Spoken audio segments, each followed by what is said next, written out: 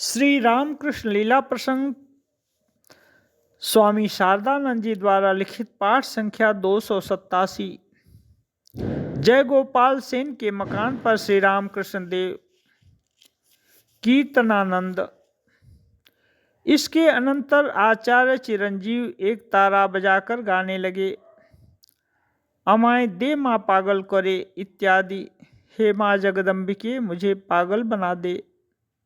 उनके साथ साथ दूसरे लोग भी उन पदों की आवृत्ति करने लगे।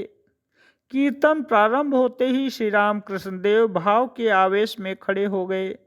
उनके खड़े होते ही अन्य लोग भी खड़े होकर श्री रामकृष्ण देव को घेर कर कीर्तन और नृत्य करने लगे। वह भजन कुछ समय तक गाने के बाद श्रीयुक्त चिरंजीव दूसरा भजन गाने लगे। चिदाकाशे होलो पूर्ण चंद्रोदय रे, यानी चिदाकाश में प्रेम रूप पूर्ण चंद्र का उदय हो गया है।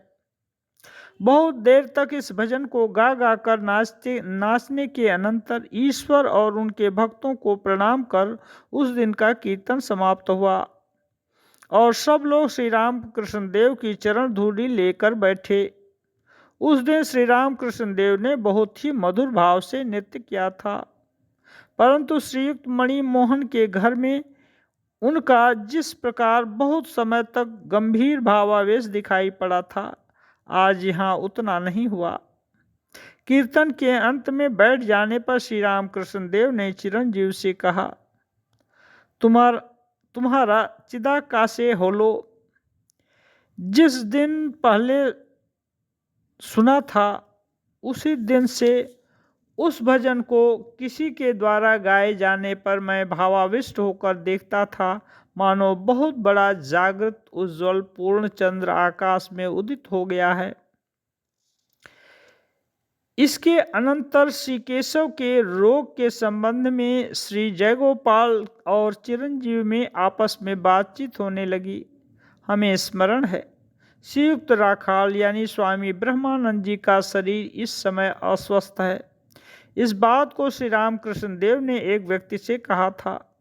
श्रीयुक्त जय गोपाल आनुष्ठानिक ब्राह्म थे या नहीं हम नहीं कह सकते, परंतु ब्राह्म नेता श्री केशव चंद्र की वे विशेष श्रद्धा भक्ति करते थे और ब्राह्म संघ के सभी व्यक्तियों से प्रेम रखते थे।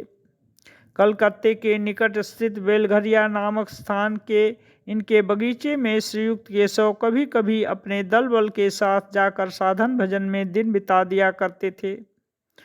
उसी बगीचे में एक समय श्री रामकृष्ण देव के साथ पहले पहल सम्मिलित होकर ही उनके जीवन में आध्यात्मिक भाव गंभीर होकर क्रमशः उनमें नवविधान रूपी सुगंध कुसुम खिल उठा था। जय गोपाल भी उस दिन से श्री रामकृष्ण देव के प्रति विशेष श्रद्धा रखने लगे। कभी वे दक्षिणेश्वर जाकर श्री रामकृष्ण देव के साथ वार्तालाप कर या कभी उन्हें अपने घर पर लाकर धर्म चर्चा करते हुए आनंद का अनुभव करते थे। हमने सुना है कि श्री रामकृष्ण देव के कलकत्ता आने पर गाड़ी किराया अधिकतर श्रीयुक्त जय गोपाल ही देते थे। उनके परिवार के दूसरे लोग भी श्री रामकृष्ण देव के प्रति विशेष श्रद्धापूर्ण थे। अब रात अधिक हुई है, देखकर हम श्री रामकृष्ण देव से विदा लेकर घर की ओर चल दिए।